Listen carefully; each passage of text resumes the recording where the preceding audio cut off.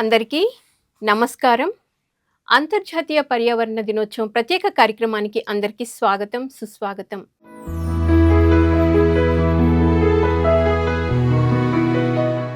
PMC ప్రేక్షకులకందరికీ అంతర్జాతీయ పర్యావరణ దినోత్సవ శుభాకాంక్షలు.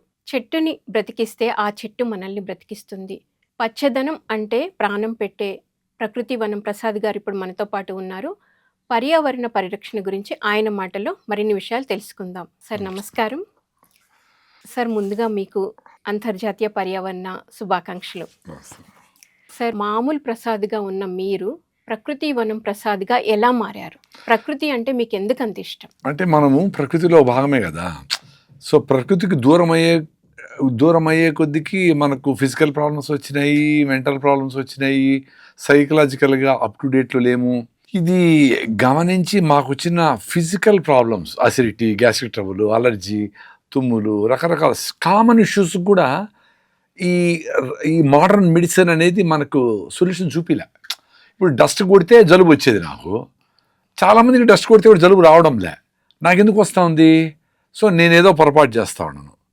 వాట్ ఎవర్ ఇట్ మేబీ, నేను తినే ఫుడ్ వాట్ ఎవర్ ఇట్ అనే దాని మీద అబ్జర్వేషన్లో నేను వ్యవసాయం చేస్తాను కాబట్టి ఆ వ్యవసాయంలో కెమికల్స్ వాడడము, భూమి ఆరోగ్యాన్ని పరిరక్షించుకోవడము, నీళ్ళని గాలిని శుద్ధిగా పెట్టుకోవడం, అప్పుడు అందరూ బాగుంటాం. పక్షులు బాగుంటాయి, మనము బాగుంటాం, అందరూ బాగుంటాం. చాలా సింపుల్ కదా ఇది.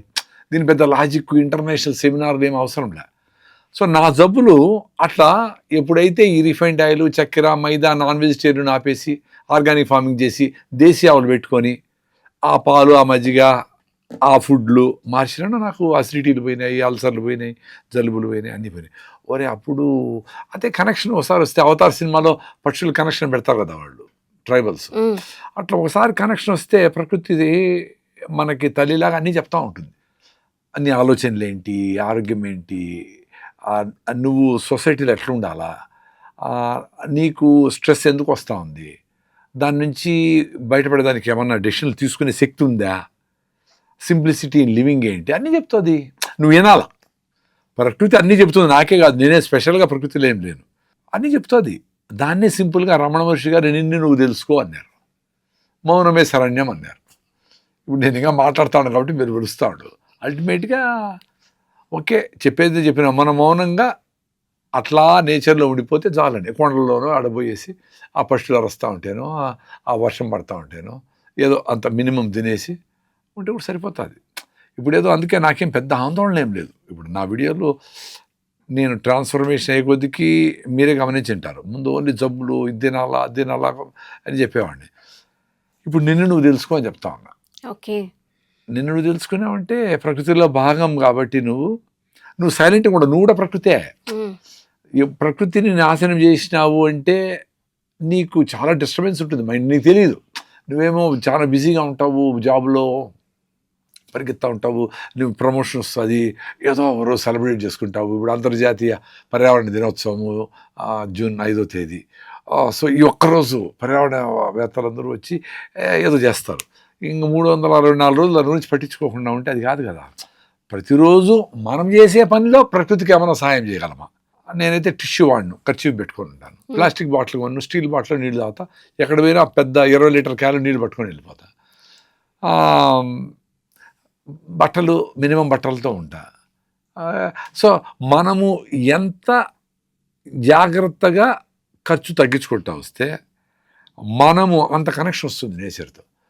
సో ఈ చిన్న ఉడతా భక్తి అంటాం, చిన్నవి చేసుకొని కూడా హ్యాపీగానే ఉండొచ్చు.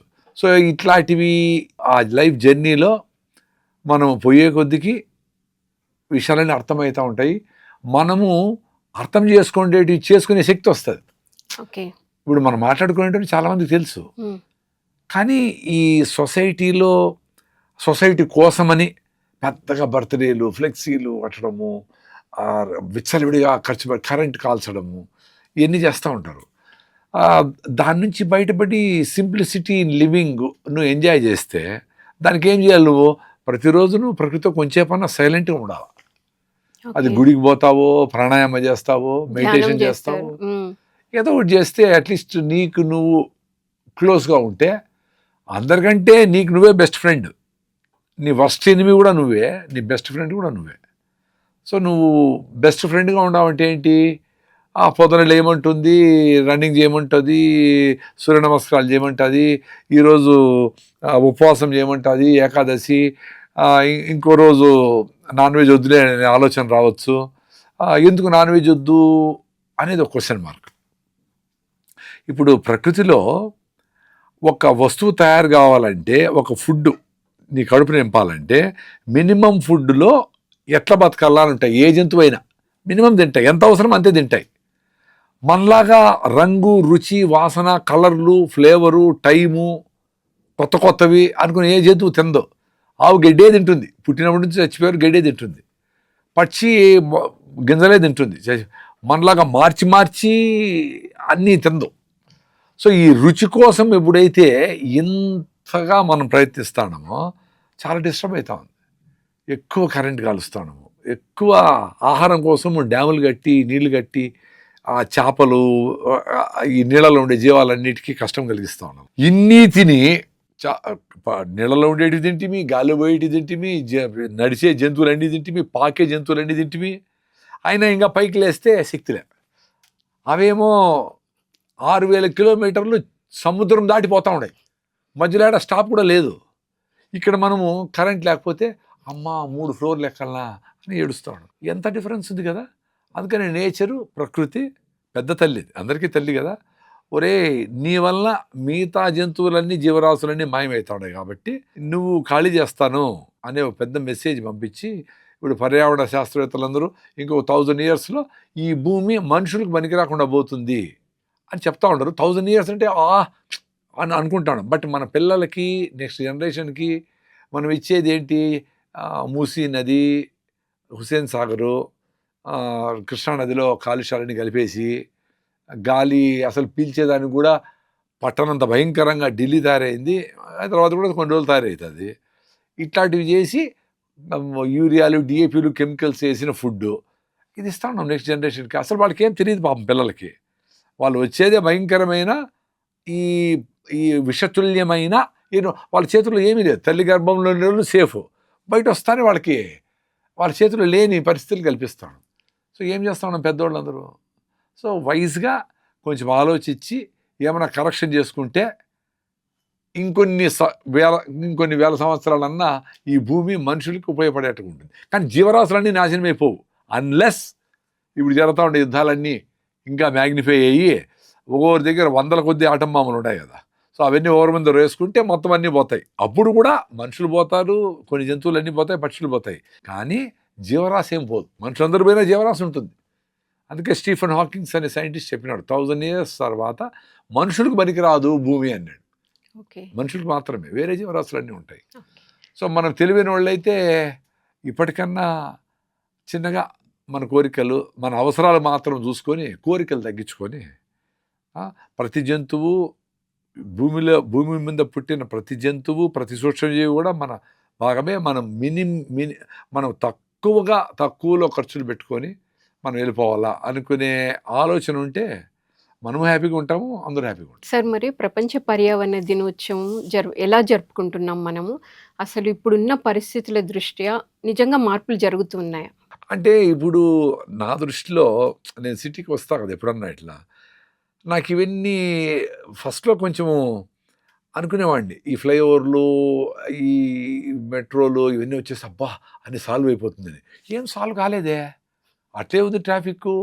మళ్ళీ కేబీఆర్ చుట్టూ అన్ని చెట్లు కొట్టేస్తూ ఉండరు, ఇంకా ఏందో పెడతా ఉండరు, పాపులేషన్ పెరుగుతూ ఉంది, మైగ్రేషన్ అవుతూనే ఉండరు, సిటీలన్నీ పెరిగిపోతూ ఉన్నాయి, విలేజెస్ అన్నీ ఖాళీ అవుతూ ఉన్నాయి. సో మీరు గమనిస్తే తేనెటీగలు కానీ, జంతువులు కానీ, జింకలు కానీ ఏవైనా సరే హెర్డ్ అంటారు, అంటే ఒక గ్రూప్ తర్వాత అంతకంటే ఎక్కువ భరించలేవు అవి. సో ఇంకొక రాణిగా తయారు చేసుకొని తేనెటీగలన్నీ ఎగిరిపోతాయి, మనం వేరే దగ్గర పోయి బతుకుంటాము, ఇంకో దగ్గర పోతాయి. మనిషి ఒక్కడే, హైదరాబాద్లోనే అందరూ, బెంగళూరులోనే అందరూ, ఢిల్లీలోనే అందరూ. సో దానికి మురికి, మొత్తం పొల్యూషను, మొత్తం ట్రాఫిక్, అందరూ ఒకనోడు తిట్టుకుంటా అన్రెస్ట్గా అబ్బా అని అనుకుంటా అక్కడే బతికేస్తూ ఉంటారు. ఎందుకో జూబ్లీహిల్స్లో ప్రాపర్టీ 250 కోట్ల ఎకరము, మా ఇల్లు 200 కోట్లు అయిపోయిందా? అరే 200 కోట్లైనా 1000 కోట్లైనా నువ్వు హాయిగా ఫ్రెష్ గాలిని పొద్దున్నే పోయి ఆ వర్షంలో నాని ఆ చెరువు నుంచి వచ్చే గాలిని పీల్చుకొని ఆ పిచ్చుకలు కొంచెం ఏదో అట ఒడ్డో రాగులో వేస్తే వచ్చి తింటా ఉంటాయి. ఆ ఉడతలకి ఫుడ్ పెడితే మా ఫ్రెండ్ వాళ్ళ ఇంట్లో ఆ కరెక్ట్గా 1:30కి వచ్చి తినేసిపోతూ ఉంటాయి. అరే ఆ రిలేషన్షిప్ బ్యూటిఫుల్ కదా. అవును. నువ్వు ఎంత పెద్ద పార్టీ అన్నా చేసుకో, పార్టీస్ నైట్ ఏమో చేసుకుంటారు. నీకు కనెక్షన్ లేకపోతే నేచర్తో యూ కాంట్ బి హ్యాపీ. అందుకే ఎంత పెద్ద పార్టీ చేసుకున్నా మళ్ళా రెస్ట్లెస్గానే ఉంటారు, మళ్ళీ తిట్టుకుంటారు, కొట్టుకుంటారు, పార్టీలోనే కొట్టుకుంటారు, తిట్టుకుంటారు. ఎక్కడుంది నేచర్? అట్లా చెప్పదు కదా. సో ఈ ఈ ఈ ప్రాసెస్ను అర్థం చేసుకుంటే అందరూ వాళ్ళ ఊర్లో ఉండుంటారు. మేము ప్రకృతివనంలో 100 మందికి పని ఇచ్చినాం. మదనపల్లి చెన్నూరే. అక్కడే దేశీ ఆవులు 50 పెట్టుకున్నాము. ఆ వచ్చిన కొద్ది పాలతోనే అక్కడే మజ్జిగ చేసి, అక్కడే వెన్న చేసి, అక్కడే నెయ్యి చేసి, అక్కడే చెరుకేసి, బెల్లం వేసి, ఇవన్నీ నేనేదో సిటీలో 5 లక్షలు సంపాదించుకుంటాను, నా కోసం కూరగాయలు అన్నీ మంచి వస్తువులు కావాలా, గానుగ నూనెలు కావాలా, మంచి ఆర్గానిక్ ఫుడ్ దొరకదు. అట్లా చేసేవాళ్ళు లేరు ఇప్పుడు. సో వీలైనంత మంది వీలైనంత తక్కువ ఏరియాలో అయినా మీ రూఫ్ టాప్ మీద అయినా కొన్ని ఆకుకూరలు, కొన్ని కూరగాయలు, ఎవరో మరి ఆవులు పెట్టుకొని ఉంటే వాళ్ళకి మంచిగా వాళ్ళు సపోర్ట్ చేసి వాళ్ళు 100 రూపాయలు చెప్పినా తీసుకొనైనా మంచిగా మాకు పాలు, ఈ అడల్ట్రేషన్ వద్దు, ఈ గానుగ నూనెలు కావాలా, ఈ అడల్ట్రేషన్ వద్దు అని చెప్పి వాళ్ళతో ఫ్రెండ్షిప్ చేసి ఫ్యామిలీ డాక్టర్ లాగా ఫ్యామిలీ ఫార్మర్ అని వాళ్ళ ఫోటోలు తీసుకొని వాళ్ళని మీ ఇంటికి భోజనానికి పిలిచి వాళ్ళ ఇంటికి మీరు భోజనం చేసి, మీరు ఒకవేళ సిటీలో ఉన్న వాళ్ళని ఎంకరేజ్ చేసి ఆ రకమైన ఎన్విరాన్మెంట్ క్రియేట్ చేస్తే అట్లీస్ట్ వ్యవసాయానికి ఈ పద్ధతులకి గౌరవం ఉంటుంది. లేకుండా ఓన్లీ ఆరోగ్యం ఎంతైనా విచ్చలవిడిగా డబ్బులు పెట్టేస్తే కొనుక్కోవచ్చులే, నేను ఇన్సూరెన్స్ ఉంది, నాకు కంపెనీకి అందరి మా ఫ్యామిలీకి మొత్తానికి ఇన్సూరెన్స్ ఉంది, మీ ఫ్యామిలీ మొత్తం పేషెంట్ కావాలనే ఏం ఆలోచిస్తూ ఉంటారా మీరు? నీకు పొద్దున్నే అరగంట చెమట వచ్చేట్టుగా పరిగెత్తి ఆకలైనప్పుడు తిని, ఆకలి లేకపోతే నిలిపేస్తే ఆరోగ్యంగా ఉంటారు. ఖర్చు పెట్టాలా? నువ్వు రోజు 1 గంట సేపు చెమట కారందే, హార్ట్ లంగ్స్ కొట్టుకోందే తినకూడదు.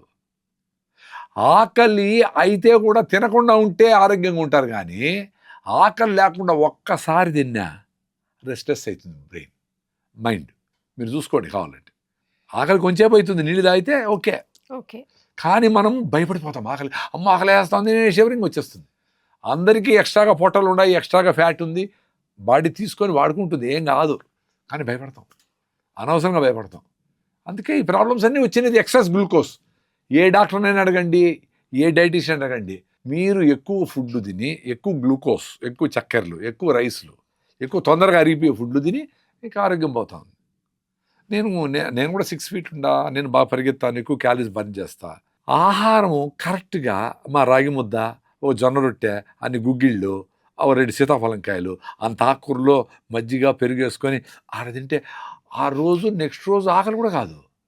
అంటే న్యూట్రిషన్ ఉండే ఫుడ్ని తక్కువ తిన్నా బ్రెయిన్కి సాటిస్ఫాక్షన్ సిగ్నల్ పోతా ఉంది. అదే మీరు కుండ బిర్యానీలు, రాజుగారి కుండ బిర్యానీ ఏంటేంటో, బకెట్ బిర్యానీలు ఏంటేంటో ఉన్నాయి, తింటానే ఉండారు, పొట్ల పెరుగుతానే ఉంది, అయినా తృప్తి కలగడంలే, మళ్ళీ ఆకలేస్తూ ఉంది, నడవలేకుండా ఉండరు, అయినా తింటూ ఉండరు. అదేదో క్యాలరీలు తయారు చేసే మిషన్ లాగా ఉండరు, కానీ ఎంజాయ్ యాడ్ చేస్తూ ఉండరు, నోటికి ఎంజాయ్ చేశారు. మళ్ళీ అన్ని ప్రాబ్లమ్సే. సార్ మీరు ఏం చెప్తున్నారంటే సహజంగా ఎరువులు లేకుండా వీలైతే మన డాబా మీద పండించుకున్నవి, లేకపోతే మనకు భూమి ఉంటే చక్కగా అక్కడ పండించుకున్న కూరగాయలతో మనకి ఎంత అవసరమో, మనం అంటే ఎప్పుడైతే ప్రకృతితో మనం కనెక్ట్ అవుతామో మనం ఎంత తినాలనేది మన స్టమక్ చెప్తుంది. అంతే తీసుకుంటే మనం చక్కగా పర్యావరణాన్ని పరిరక్షించిన వాళ్ళం అవుతాము, మన బాడీని కూడా చక్కగా చూసుకునే వాళ్ళం అవుతాము అని చెప్తున్నారు.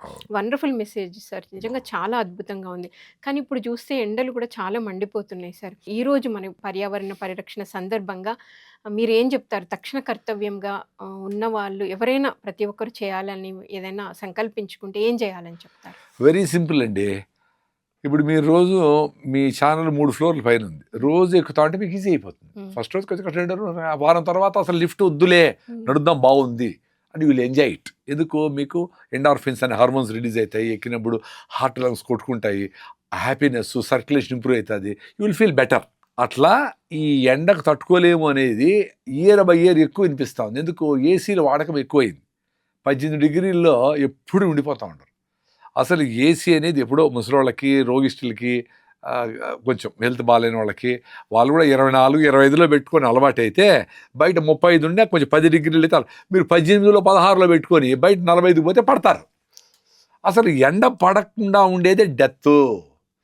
మూమెంట్స్లో 200 చిల్లర జాయింట్స్ ఉన్నాయి. ఇవన్నీ జాయింట్స్ అన్ని మూవ్ అవుతా ఆహారం సంపాదించుకునేవాళ్ళం. అంతే కదా, మనం అన్ని దంచడమో, ఉండడమో, వ్యవసాయం చేయడమో, పారబెట్టడమో, ఆవులు గడ్డి పెట్టడమో, ఇదేదో చేసేవాళ్ళం. ఇప్పుడు ఏమి లేదు, కూర్చొని ఉంటే వచ్చేస్తాయి. అది కూడా స్మూతీలని అట్ట పెట్టుకుంటే డుబుక్కని లోపల పోవాలా, నోరు నమిలే పని కూడా లేదు. సో దీనికి అలవాటయ్యి ఎండకు పోవాలంటే భయపడిపోతా ఉన్నారు. సో దానికి ఏం చేయాలి, మీరు ఫస్ట్ మీ ఏసీలన్నింటినీ 18 నుంచి 24కి పెట్టుకోవాలి. ఓకే.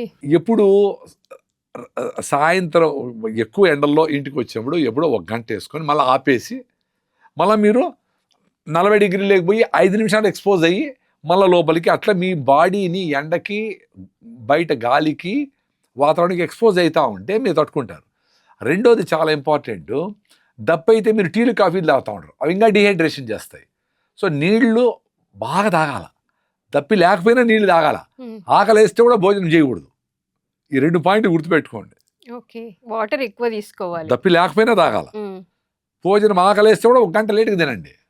మీ సమస్య అంతా ఎక్కువ తినేదానికే వస్తూ ఉండేది. మూడోది చాలా ఇంపార్టెంట్, మీరు ఎక్కువ పని చేసేవాళ్ళైతే, ఎవరు పని చేయరు, అసలు చెమటే రాదు కదమ్మా, ఎవరికి వస్తుంది చెమటని ఇట్లా చాలా భయంకరంగా చెమట వస్తే ఏమైపోతుంది, చెమట వస్తూ ఉందంటే మీరు కరెక్ట్గా మీ సెబేషియస్ గ్లాండ్స్ సెబమ్ని రిలీజ్ చేసి బయటకు ఉండే టాక్సిన్ అన్నింటినీ బయటకు తీస్తూ ఉంటాయి, కూల్ చేస్తుంది నీ బాడీని. నీళ్ళు తాగుతా ఉంటే న్యాచురల్ తిరుగుతా, తుడుచుకోండి, చెమట వస్తే ఏమవుతుంది. దానికి చెమట రాకుండా క్రీములు, దానికి చెమట రాకుండా ఏంటంటో వాడుతూ ఉంటారు. సో దీని నుంచి బయటపడి చిన్నగా బాడీని ఎక్స్పోజ్ చేయాలి. సో ఈ సంవత్సరం మీరు 24 డిగ్రీల్లో ఉంటే నెక్స్ట్ ఇయర్ మీరు అద్భుతంగా ఎండకు భయపడకుండా, నాకు ఎండ భయమే లేదు. మదనపల్లి మాకు చాలా తక్కువ టెంపరేచర్, 30, 35, 32, 35 ఉంటుంది అంతే. ఇక్కడ 45 ఉందా, 45 ఉంటుంది. నాకేం అసలు బాధ లేదు, బాగుంది బయట. అసలు ఇక్కడ ఏసీ నాకు ఇక్కడ కంఫర్టబుల్గా లేదు, ఎందుకు అదే గాలి పీల్చుకుంటాను. బయట నాకు బాగుంది, ఫ్రెష్ గాలి ఉంది, కొంచెం ఎండ ఉంది, నీళ్ళు తాగుతా సరిపోయింది. అందరూ ఆ స్టేజ్కి రావాలంటే ఫస్ట్ మీరు ఎక్స్పోజ్ అవుతూ ఉండాలి. పొద్దున 9-10 వరకు అసలు వేయకూడదు ఏసీ. మధ్యాహ్నం ఎప్పుడో కొంచెం ఫ్రెష్ కావాలంటే వేసుకొని, ఓన్లీ సమ్మర్లో. మళ్ళీ 35-40 డిగ్రీలకి బాడీ అలవాటు అయ్యేట్టుగా పెట్టుకుంటే 40 డిగ్రీలకి ఈజీ అలవాటు అవుతుంది. ప్లస్ బయట పోయినప్పుడు మినరల్ లాస్ అవుతుంది. పిల్లలు, స్పోర్ట్స్ ఆడేవాళ్ళు, ఎక్కువ పని చేసేవాళ్ళు చాలా తక్కువ ఉంటారు. హైదరాబాద్ ఎవరు ఉంటారు ఎక్కువ పని చేసేవాళ్ళు, అందరూ ఎక్కువ మంది సోంబేర్లే కదా. సో అట్లీస్ట్ స్పోర్ట్స్ ఆడే పిల్లకాయలు వీళ్ళందరూ బెల్లం నీళ్లు, ఆర్గానిక్ బెల్లం, తాటి బెల్లమైనా చెరుకు బెల్లమైనా ఆర్గానిక్గా పండించిండే బెల్లము నీళ్లు తీసుకుంటే దానికంటే మించిన మినరల్ లిక్విడ్ ఏమీ లేదు. సో ఏ మినరల్ లాస్, చెమట పోతుందంటే మినరల్స్ పోతాయి, సోడియం లాస్ అవుతుంది, కాల్షియం, మెగ్నీషియం ఇవన్నీ లాస్ అవుతాయి. అందుకనే మాకు రాయలసీమలో అంతా పానకం బండ్లుని కట్టేవాళ్ళు తిరణాలకి. తిరణాల్లో ఏంటి, ఈ బండ్లు ఆ బండ్లు తిరగడము, ఎక్కడము, దూకడము ఇవన్నీ చేస్తారు పిల్లకాయలు. చెమట పడితే వాళ్ళు భయపడరు కదా. ఇప్పుడు సిటీలో అంటే ఎండకపోతే ఏమైపోతాం, ట్యానింగ్ అయిపోతాం, ఇవన్నీ భయాలు. వాళ్ళకేం లేదు కదా, పిల్లలకి ఎగురుతారు, దూకుతారు, చెమట కారుతుంది, వాళ్ళకి మినరల్ లాస్ అవుతుంది. వాళ్ళు ఆడిపోతారు, ఫ్రీ మినరల్ వాటర్, బెల్లం నీళ్లు, దాన్నే పానకం బండ్లు అంటారు. వాళ్ళు పుణ్యం కోసమని పానకం బండి కడతారు దేవుడి పేరు చెప్పి. సో అది చేసుకొని పానకం బండి దగ్గర మళ్ళీ పోతాడు వీడు. వాడు ఇడియేషన్ అలా ఎందుకు, ఎండలోనే ఉన్నాడు, ఎండలో పెరిగినాడు, ఈత కొట్టినాడు, కొండలు ఎక్కినాడు, చెట్టు ఎక్కినాడు, దూకినాడు, రాలా. పల్లెల్లో ఉండే వాళ్ళకి ఎవరికి రాలా, పారబట్టి చేసినారు, చెమట పెట్టినారు. సిటీలో ఇంకొస్తా ఉంది, 18 నుంచి 40 డిగ్రీలు పోతాడు, ఫట్ పడింది హీట్. అందులోనే బాగా హైడ్రేషన్ చేసుకొని నీళ్లు బాగా తాగడం లే, ఫుడ్ మీద ఉండే ఆలోచన నీళ్ళ మీద లేదు. సో ఈ కారణం. సో మీరు ఎప్పుడు బయటకు పోయినా ఒక స్టీల్ బాటిల్లో బెల్లం నీళ్లు, కొంచెం జీలకర్ర, ఏలకలో మీకు ఇష్టమైనది వేసుకొని అప్పుడప్పుడు తాతాన్నారు అనుకో. ఓఆర్ఎస్లు ప్యాకెట్లు ఏం అవసరం లే, సెలైన్లు పెట్టుకునే అవసరం రాదు. నాకు అదే ఆశ్చర్యం, ప్రతిరోజు 40 మంది చచ్చిపోయినారు, 30 మంది. అరే చచ్చిపోయేంతగా మీకు స్ట్రోక్ వస్తూ ఉంది, వడదెబ్బ కొడతా ఉంది, మీకు తెలియడం లేదా? బాడీ చెప్తుంది కదా, సడన్గా చచ్చిపోదు కదా బాడీ. మరి మీరు మీ బాడీలో ఎంత వీక్ అయిపోతా ఉంది అని మీరు గుర్తుపట్టలేని లెవెల్కి మీ నాగరికత, మీ జీవన విధానాలు ఉన్నాయి. చాలా డేంజర్ కదా ఇది. మాకైతే నేను చచ్చిపోయే ముందే తెలుస్తుంది నాకు. నేను మెట్లు ఎక్కలేను, నేను 5 కిలోమీటర్లు పరిగెత్తలేనంటే ఏదో జరుగుతూ ఉంది. దానికి ఏ డెఫిషియన్సీనా, B12 డెఫిషియన్సీనా, ఇంకేం ఫుడ్ మార్చాలా, ప్రోటీన్ ఎక్కువ తినాలన్నా, మజిల్ లాస్కి ఏం కాకుండా వెయిట్స్ ఎత్తాలన్నా, ఇంకేం చేయాలా అనేది ఏదో తెలుస్తుంది కదా. సడన్గా ఎటు చచ్చిపోతారు? వీళ్ళకి బాగాలేదని పోతే బీపీ అంటారు, షుగర్ అంటారు, థైరాయిడ్, రకరకాల జబ్బులు వచ్చేసి ఉంటాయి. క్యాన్సర్ 4 స్టేజ్ అంటారు. అటు సడన్గా రావు జబ్బులు. మీకు ఆయాసం వస్తూ ఉంది అంటే అరే నా వల్ల కావడం లేదురా అని అర్థం. మీకేదో యూరిన్ ఎక్కువ పోతా ఉంది, టైర్డ్నెస్ అంటే ఏదో మార్పులు జరుగుతూ ఉన్నాయి. దాన్ని పక్కన పెట్టేసి మీరు పెయిన్ వస్తూ ఉంది అంటే పెయిన్ కిల్లరు, గ్యాస్ మాత్రలు అన్ని ట్యాబ్లెట్తో కవర్ చేసి పెడతా ఉంటే ఒక్కసారిగా బయటపడుతుంది అది పెద్ద జబ్బులతో. సో ముందుగానే జాగ్రత్తలు పడి మీరు ఫిట్నెస్ కోసం 1 గంట సేపు ఎండలో ఉండాలా. చెమట వచ్చిన తర్వాత మినిమం అరగంట గట్టిగా వాకింగ్ చేయాలా.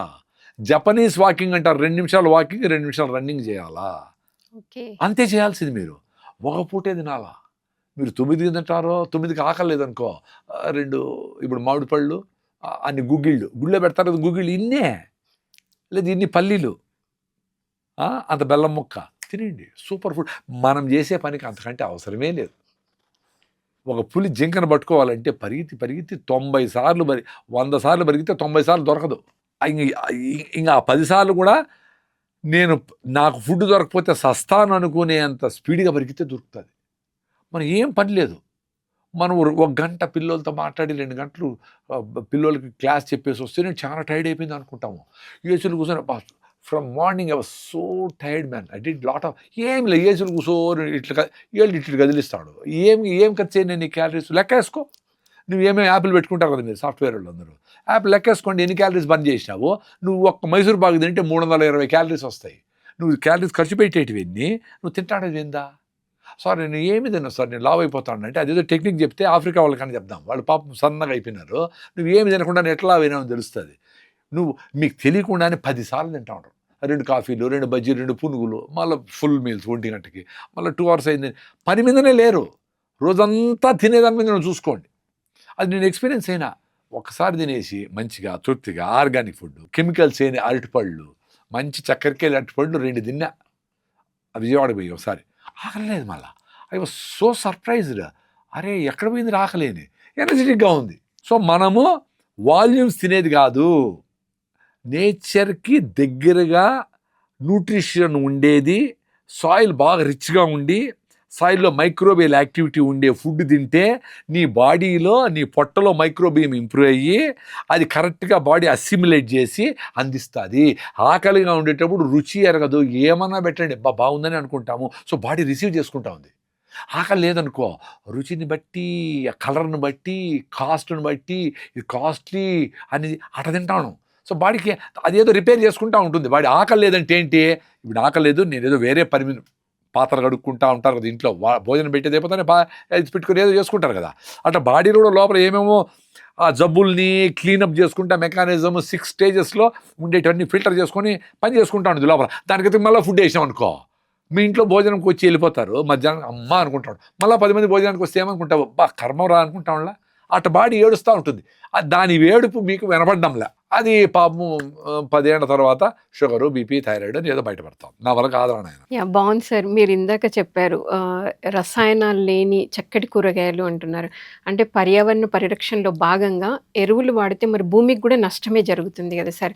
అలాంటి ఎరువులు వాడకుండా ఎవరైనా ముందుకొచ్చి వాళ్ళు కూరగాయలు పండిస్తామనుకుంటే మీరు ఇచ్చే సలహా ఏంటి సార్? ఏమి చేయొద్దండి. నేను ఇచ్చే సలహా కాదు, ఎవరి సలహా అవసరంలే. కళ్ళు మూసుకొని కూర్చుంటే ఏవే అట్లా బయట అన్ని విషయాలు మీకే తెలుసు. ఎవరు సలహాలు ఎవరు అవసరం లేదు నిజంగానే. మీరు మీ అమ్మమ్మ మీ తాత వాళ్ళ దగ్గర కూర్చోండి, ఒక 60-70 ఏళ్ళ నుండి వ్యవసాయం చేసిన దగ్గర కూర్చోండి, వాళ్ళు ఏం చేస్తారో చూడండి. బాగా ఆ శనగపిండి, ఆ వేపపిండి అవి వేసి అంత కుంపట్లు వేసి చూడండి.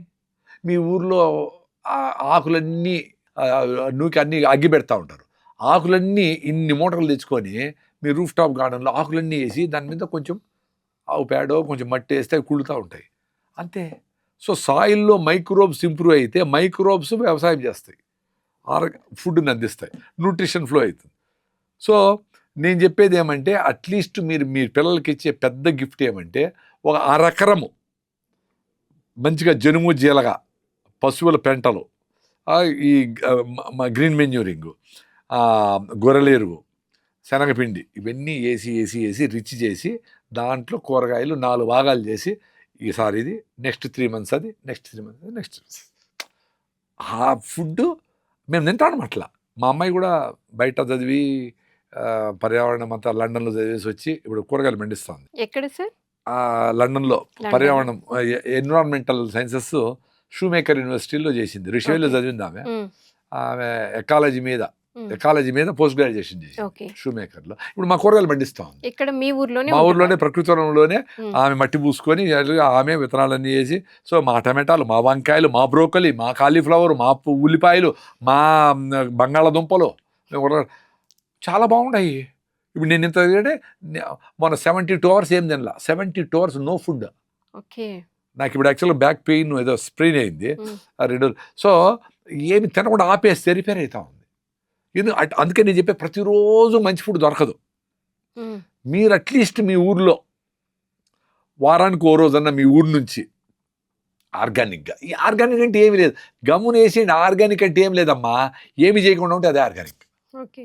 దానికి పురుగు వస్తుంది, ఉమ్, దానికి సొట్టగా ఉంటుంది. పురుగు కోసేస్తేనండి ఏమవుతుంది? పురుగు తిన్నీలే సగం. ఉమ్, పురుగు కూడా రాకుండా ఉండాలంటే మీరేంటి, పురుగులు కొన్నిటికి వస్తూ ఉన్నాయి, కొన్ని చెట్లకు రావడంలే. మొక్కజొన్నకు రావు, జొన్నలకు రావు, సజ్జలకు రావు అనుకుందాం. సో ఆ సజ్జలు జొన్నలు క్రాప్ షీల్డ్ క్రాప్ అంటారు. బాహుబలి లాగా షీల్డ్ క్రాప్ వేస్తే అది లోపల మొక్కజొన్నలే జొన్నలే అనుకుంటాయి పురుగులు. సో లోపల కూరగాయలు పండించుకోండి. దాంట్లో కొన్ని పురుగులు వచ్చి కొన్నిటి మీద గుడ్లు పెడతాయి.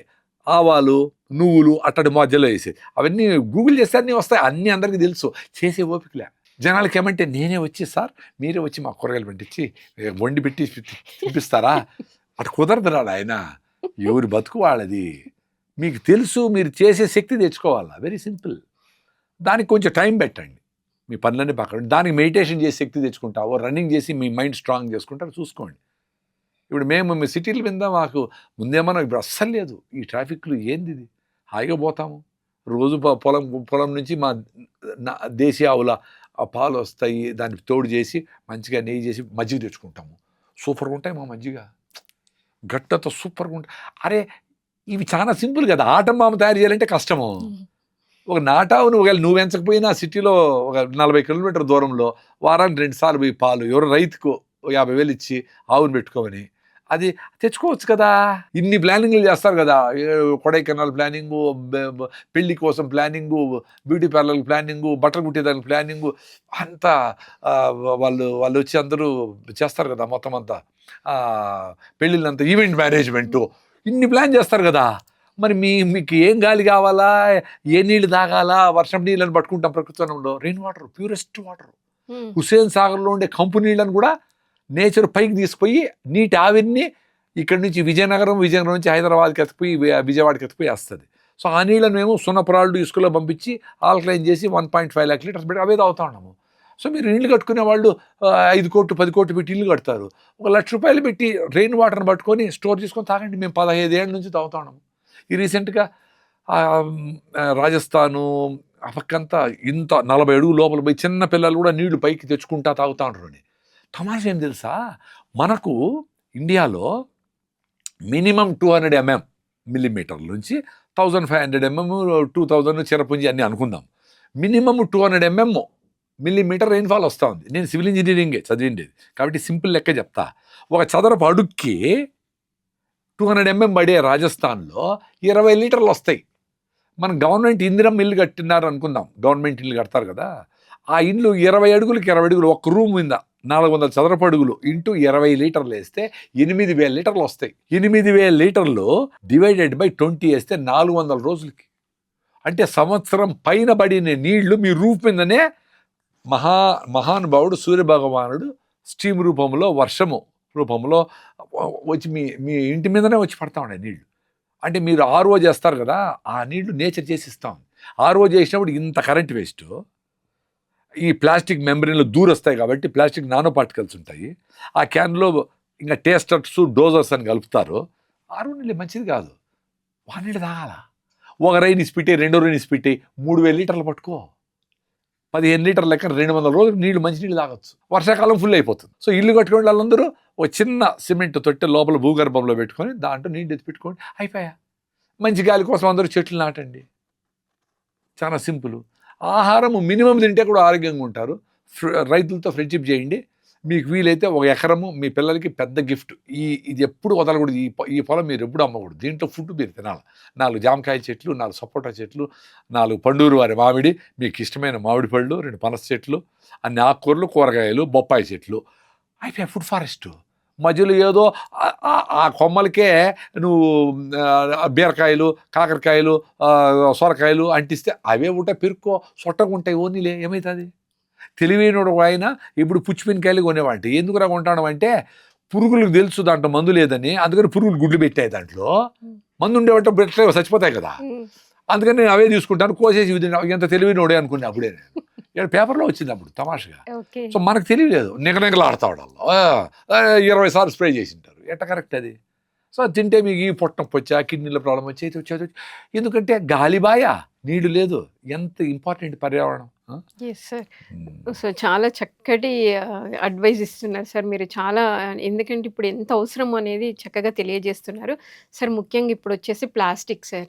ప్లాస్టిక్ వలన పర్యావరణానికి కూడా చాలా నష్టం వాటిల్లుతుంది. అట్లీస్ట్ మనం రోజు వాడకంలో ప్లాస్టిక్ తగ్గించుకొని ఎలా ఉండాలి అంటే ఏం చెప్తారు? ఫస్ట్ బాటిల్ కొనుక్కోండి. ముందైతే స్టీల్ బాటిల్ కాస్ట్లీ ఉండింది, 600 ఉండింది. ఇప్పుడు 100 రూపాయలు స్టీల్ బాటిల్ దొరుకుతాడే మంచివి.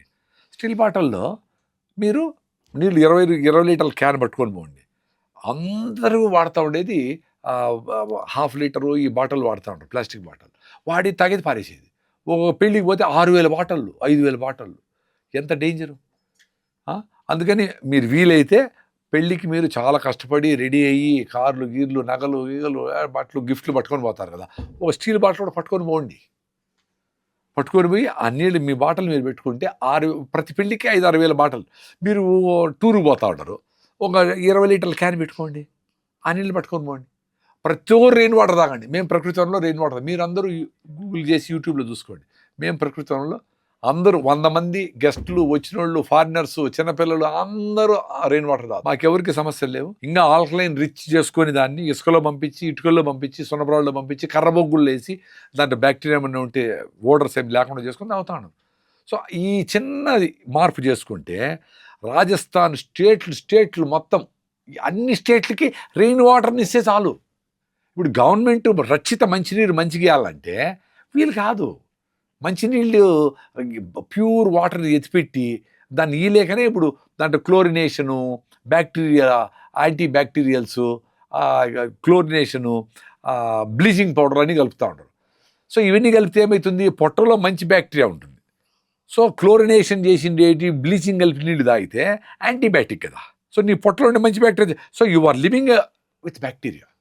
మనకు బాడీలో 45 ట్రిలియన్ల సెల్స్ ఉంటే 300 నుంచి 400 ట్రిలియన్ల సెల్స్ ఉన్నాయి, బ్యాక్టీరియా ఉంది. సో దానికి 10 టైమ్స్ ఎక్కువ ఉన్నాయి మనకు బ్యాక్టీరియా. సో బ్యాక్టీరియాను కాపాడుకుంటే మనం సో మన బ్యాక్టీరియా, జీరో బ్యాక్టీరియా, ఇది అంటే చెత్తరా, కరెక్ట్ కాదురా నాయన. పిల్లలకి ఇవన్నీ స్కూల్లోనే చెప్పాలా. We are living with bacteria. మట్టిలో నడవమనాలా, మట్టిలో పనిచేయమనాలా, నేచర్ దగ్గర ఉండమనాలా. అప్పుడు వాళ్ళకి ఇమ్యూనిటీ వస్తుంది, రెసిస్టెన్స్ వస్తుంది. ఇప్పుడు మనకు ఆవు పేడలో పనిచేస్తారు మన పెద్దోళ్ళు, పొలంలోనే అట్లే నీళ్ళలో కడుక్కొని ముద్ద పెట్టుకొని అట్టే తినేసి కడుక్కొని ఆ బోర్లో నీళ్ళు తాగేసిపోయినారు. సో వాళ్ళ గోరుల్లో ఉండే మట్టిలో ఉండే మైక్రోబ్స్, బ్యాక్టీరియా, పేడలు ఉండే బ్యాక్టీరియా తిన్నప్పుడు పొట్టలేకపోయి మనకు వ్యాక్సినేషన్ లాగా దానికి ఇమ్యూనిటీ వచ్చేసింది. అదే స్టెరైల్గా పెరిగినాడు క్లోడో, ఫారిన్ నుంచి వచ్చినాడు, వాడికి ఏం నీళ్ళు తాగినా కష్టమే. మనకు ఆ సమస్య లేదు కదా, మనలో 90 ఏళ్ళు బతికినారు కదా. సో నేచర్ దగ్గరుండి బతికితే నేచర్ తల్లిలాగా నిన్ను దగ్గరికి తీసుకొని నీకు ఇమ్యూనిటీ ఇస్తుంది, రక్షణ కల్పిస్తుంది. అందుకే ఏం చేయాలంటారు కదా మీరు, ఏమి మెసేజ్ అని, ఏమీ చేయకుండా ఉంటే ఆరోగ్యంగా ఉంటారు. మీరు ఏమి మందులు వేయొద్దు, దేశీ విత్తనాలు పెట్టండి, 4 సొట్టకు వస్తాయి, 4 వస్తుంది. ఆ టమాటాలు తీసుకోండి, పిండండి దేశీ విత్తనాలు, అది పిండితే సూపర్ టేస్ట్ వస్తుంది. ఇప్పుడు టమాటాలు గట్టిగా ప్లాస్టిక్ ముక్కల్లాగా ఉన్నాయి. Why our tomato taste like a cardboard అని ఒక ఆర్టికల్ చదివారు. జెనెటికల్గా మాడిఫై చేసి గట్టిగా చేసి పెట్టారు, వజింది చేసినారు. సెలక్షన్లో మంచి న్యూట్రిషన్ ఉండేట్లుగా, హై లైకోపెన్ ఉండేట్లుగా, యాంటీ క్యాన్సర్ లైకోపెన్ ఎర్రగా ఉండేది టమాటోలో యాంటీ క్యాన్సర్, అది లైకోపెన్ అనే ఒక ఎంజైమ్ ఉంటుంది, ప్రోటీన్. సో దాన్ని దూరం చేసినారు. సో మనకి ఇప్పుడు టమాటాలు ఓన్లీ ట్రాన్స్పోర్ట్ తట్టుకున్నట్టు గట్టిగా ఉండే, చెడిపోలేదమ్మా టమాటా అంటారు, కానీ న్యూట్రిషన్ లేదు. ముందు టమాటా రసం చేస్తే అట్లా విడిపోయి Pusa dwarf, Pusa ruby, PKM ఆ వెరైటీలన్నీ గవర్నమెంట్ రిలీజ్ చేసినవే అట్లా విడిపోయి రసం అంతా ఫ్లేవరు కలరు క్వాలిటీ నాకు ఇంకా గుర్తుంది. ఆ రసం అన్నంలో తింటామంటే ఆ ఫ్లేవర్ అట్లే ఉంటుంది. ఆ బ్యూటీ అంతా పోయింది కదా ఇప్పుడు. మోడర్న్ సైన్స్ అని చెప్పి ఇన్ని కాయలు ఇన్ని టమాటాలు చెరగ చేసి పెట్టినారు. అదేదో 5-6 వేల కిలోలు 5 టన్నులు 6 టన్నులు వచ్చేటి ముందు టమాటాలు. ఇప్పుడు 50 టన్నులు వస్తూ ఉన్నాయి.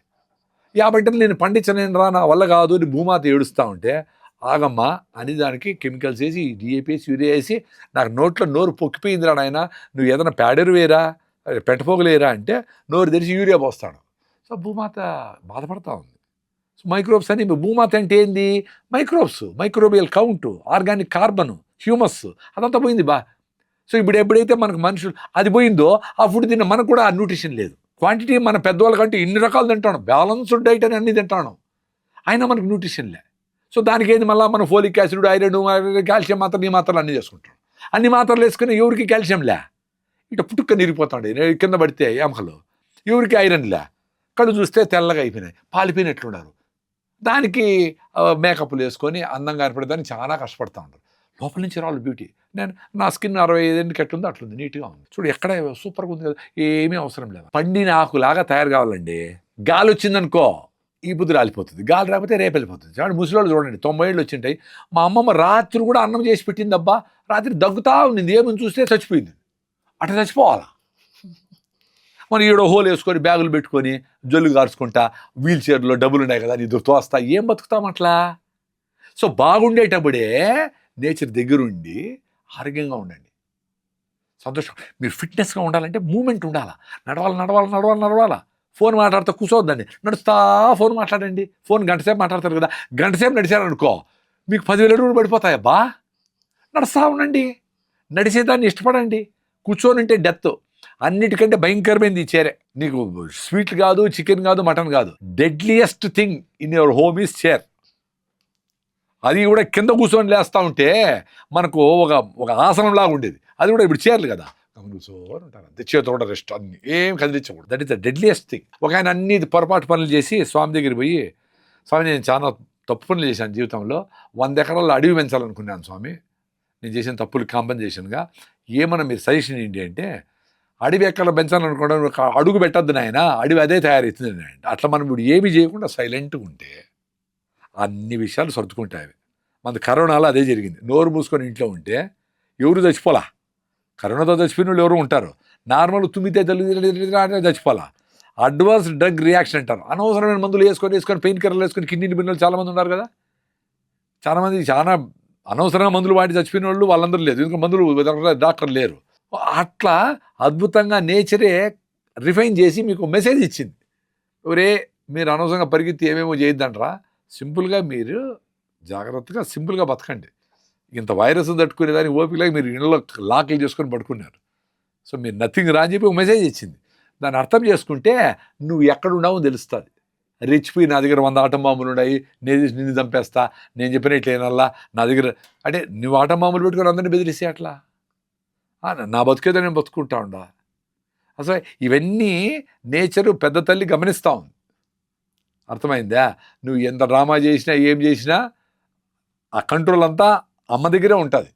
సార్ మరి జంతువధ ఇప్పుడు జీవహింస కూడా ఎంతో జరుగుతుంది. సో దీనివల్ల పర్యావరణానికి ఎలాంటి ఆటంకం కలుగుతుంది, ఎలాంటి నష్టం జరుగుతుంది? అదే బ్యాలెన్స్ అండి. ఇప్పుడు ఎలకలు ఎక్కువైనప్పుడు పాములు వస్తాయి, పాములు ఎక్కువైతే ముంగిసులు వస్తాయి, ముంగిసులు ఎక్కువైతే గదలు వస్తాయి. ఈ ఎన్విరాన్మెంటే over a period of time control చేసుకుంటూ ఉంటుంది అది. సో మనకు ముందు మన వ్యవసాయం అంతా గో ఆధారిత వ్యవసాయం.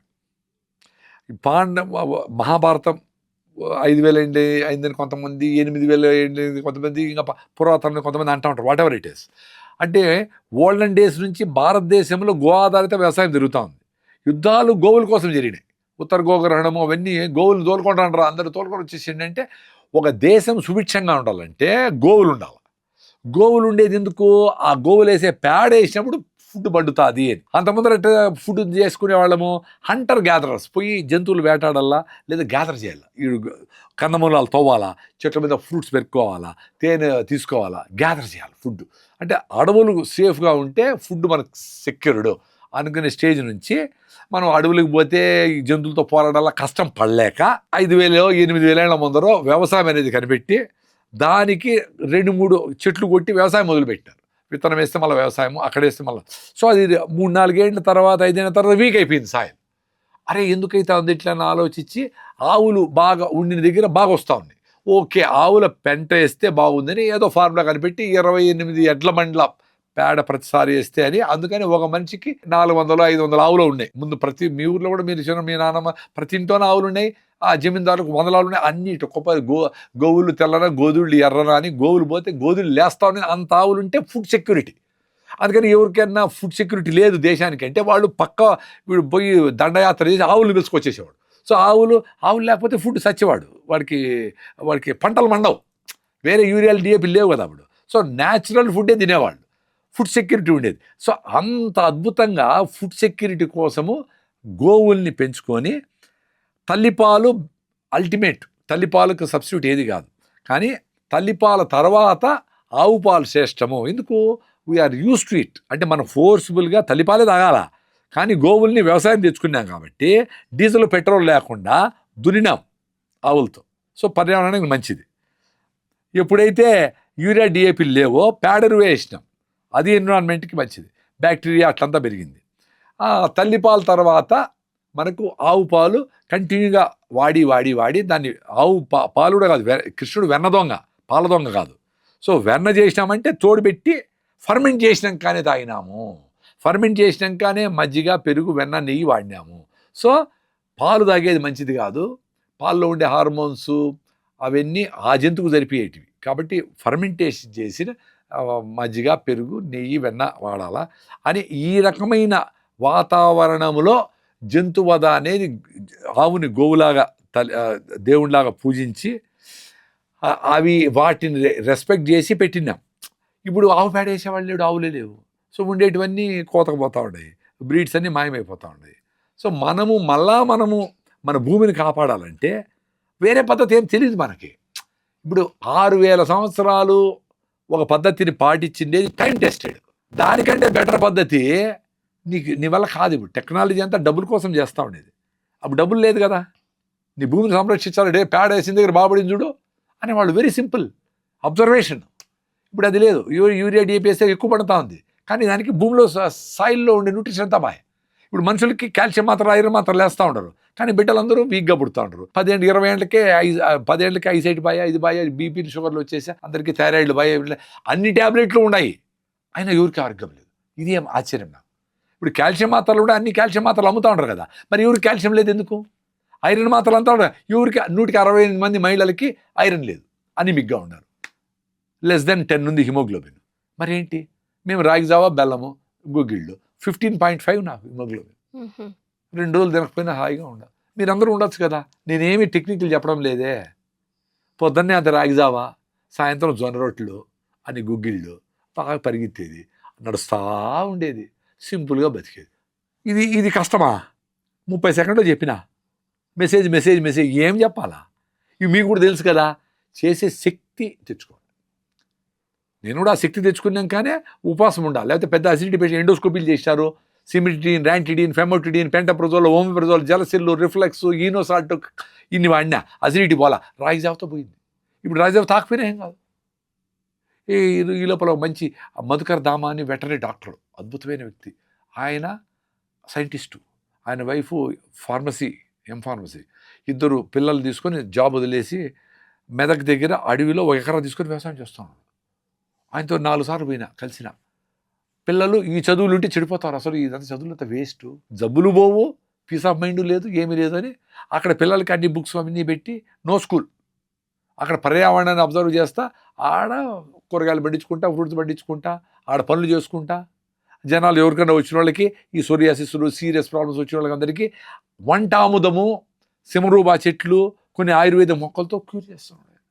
అది నో అడ్వర్టైజ్మెంట్. అద్భుతం. వాళ్ళ పిల్లలు ఎంత బ్యూటిఫుల్గా ఏ బర్డు మా దగ్గరికి వచ్చింది, ఏ బర్డు దాని లైఫ్ సైకిల్ అన్నీ చెప్తా ఉంటారు. వాళ్ళు అన్ని బుక్స్ ఉంటాయి, ఏం కావాలంటే చదువుకోవచ్చు, పోతారు వస్తూ ఉంటారు, వెరీ షార్ప్గా ఉన్నారు. సో ఈ మోడర్న్ సైన్స్, ఇది పెద్ద స్కూల్స్, ఈ డ్రామా అంతా వేస్ట్ అని వెళ్ళిపోయాడు. సో పర్యావరణం దగ్గర ఉన్నాడు ఆయన. ప్రకృతి ఇట్లా కౌగులించుకుంది వాళ్ళ ఫ్యామిలీని. ఎంత అదృష్టమో. సో ఇట్లా వాళ్ళందరూ మా జర్నీలో కలుస్తూ ఉంటారు. మా లైఫ్ ఇట్లా వాళ్ళని కలిసి వాళ్ళతో స్పెండ్ చేద్దామన్నది. మీరు పిలుస్తూ ఉంటారు కాబట్టి వస్తాను, లేకపోతే నాకు పెద్ద ఇంట్రెస్ట్ కూడా ఏం లేదు. ఎందుకంటే చెప్పినవే చెప్పాల్సి వస్తూ ఉంది. చేసే శక్తి లేదు. ఎవరు తెచ్చుకోవాలా? ప్రేక్షకులు తెచ్చుకోవాలా. ఉపవాసం ఉండాలంటే ఉపవాసం ఉండాలా. 72 అవర్స్ ఉపవాసం ఉండిపోయినా అట్లా తిన్నాము హాయిగా, అరే ఇంత తక్కువ తింటే కూడా ఎనర్జీ ఉందే అన్నప్పుడు ఎక్స్పీరియన్స్ అయితే మీరు, అది అల్టిమేట్ చేంజ్. మీ ఎక్స్పీరియన్స్ కావాలి. నా అవేర్నెస్, నా ఎక్స్పీరియన్స్ మీది కాదు.